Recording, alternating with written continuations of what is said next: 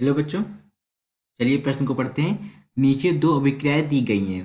तो बच्चों देखिए, ये कार्बन जो ग्रेफाइट, कार्बन का अपरूप ग्रेफाइट होता है, जब ऑक्सीजन से अभिक्रिया करता है तो हमें क्या देता है? कार्बन डाइऑक्साइड देता है। इसके लिए जो डेल्टा एच का मान कितना दिया? माइनस का 393.7 किलो जूल दिया गया है। यही बच्चों कार्बन का अपरूप जब हीरा होता है, जब ये इसका जब विघटन होता है तो किस में होता है? ये कार्बन ग्रेफाइट में परिवर्तित होता है। तो अब इसमें लिखा हुआ है कि डेल्टा एच के लिए इसका मान कितना है? माइनस का 2.1 किलो जूल है। तो दहन पर, यानी कि दहन पर हीरे की कितनी मात्रा 800 किलो जूल की ऊष्मा उत्पन्न करेगी? तो चलिए बच्चों, देखते हैं मुख्य अवधारणा। मुख्य अवधारणा, देखिए बच्चों, यहाँ पे हमारे पास क्या है? ये ग्रेफाइट है, तो इसको बच्चों हम कैसे लिखते हैं? जी से लिखते हैं, यानी कि यहाँ पे इसको स्मॉल जी से लिखते हैं। ये हमारा ग्रेफाइट है। प्लस इसकी अभिक्रिया जब किससे होती है? ऑक्सीजन से होती है। तो हमें क्या देता है? ये कार्बन डाइऑक्साइड गैस देता है। क्या देता है? कार्बन डाइऑक्साइड गैस देता है, CO2 देता है।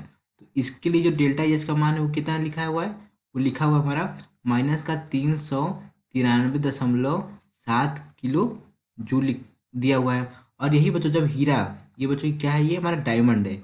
इसको ऐसे लिखते हैं, या इसको फिर ऐसे, ये कैपिटल डी से लिखते हैं। ये कार्बन का अपर रूप होता है। जब ये किसमें परिवर्तित हो रहा है? ये परिवर्तित हो रहा है हमारा कार्बन के कौन से अपर रूप में? ग्रेफाइट में। तो इसके लिए जो डेल्टा एच का मान है, ये क्या है? ये हमारा माइनस का 2.1 किलो जूल है। देखिए, इसको हम क्या लिखते हैं? इसको हम लिखते हैं समीकरण नंबर 1, और इसको क्या लिखते हैं? समीकरण नंबर 2।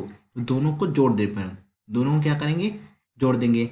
समीकरण 1 प्लस समीकरण 2, तो ये क्या होगा? ये कार्बन का जो ग्रेफाइट है ये कट जाएगा।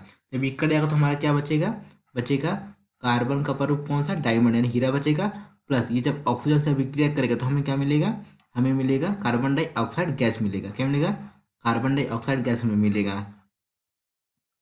जब ये दोनों जुड़ रहे हैं तो बच्चों ये जो डेल्टा एच ये भी जुड़ेगा, यानी कि अगर हम इसको डेल्टा H1 मान लें और डेल्टा H2 मान लें तो दोनों बच्चों ये क्या होंगे? दोनों जुड़ेंगे। तो delta H1 plus delta H2, तो यहाँ पे मान निकालते हैं, कितना आएगा? डेल्टा एच बराबर हमारा आ जाएगा माइनस का 393.7 प्लस माइनस का 2.1। इसको हल करने पे कितना आ जाएगा? माइनस का 395.8 किलो जूल। तो डेल्टा एच का मान कितना आ गया? माइनस का 395.8 किलो जूल। यहाँ पे जो कार्बन का जो अपर रूप क्या हीरा है, कार्बन का अपर रूप जो हीरा है, यहाँ पे इसका परमाणु भार कितना होता है? 12 ग्राम होता है। तो हम क्या कह सकते हैं? कह सकते हैं कि जो 12 ग्राम जो हीरा है, 12 ग्राम जो क्या है? कार्बन, कार्बन का अपर रूप क्या है? जो हीरा यानी कि डायमंड है, ये कितनी ऊष्मा देता है? ये देता है ऊष्मा,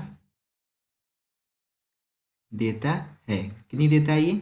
माइनस का 355, माइनस नहीं लिखते हैं बच्चों, डायरेक्ट लिखते हैं, 395.8 किलो जूल की ऊष्मा देता है। अब प्रश्न में कह रहा है कि अगर 800 किलो जूल की ऊष्मा उत्पन्न करेगी तो कार्बन की कितनी मात्रा, यानी कि हीरे की कितनी मात्रा होगी इसमें? तो यहाँ पे हम क्या लिखेंगे? 800 किलो जूल, 800 किलो जूल की ऊष्मा से, की ऊष्मा में कार्बन, कार्बन अर्थात हीरे की मात्रा, कार्बन अर्थात यहाँ पे कार्बन का स्वरूप क्या है?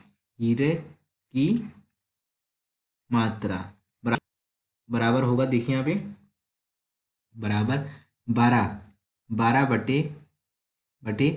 395.8 गुणे 800। बच्चों जब इसको हल करेंगे तो कितना आएगा? देखिए 12 × 8 = 9600 बटे 395.8, 395.8, इसको हल करने पे कितना आ जाएगा?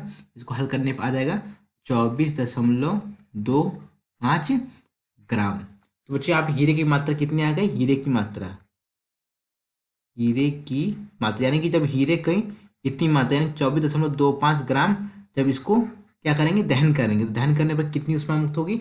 800 किलो जूल की, 24.25 ग्राम। ये क्या कहे बच्चों? हमारे हीरे की मात्रा, यानी हीरे हीरे कितनी मात्रा दहन करेंगे तो 24.25 ग्राम की ऊष्मा उत्सर्जित होगी। तो दिए गए विकल्प में कौन सा विकल्प सही होगा बच्चों? विकल्प ए, विकल्प ए। आशा करते हैं आपको समझ आया होगा। धन्यवाद।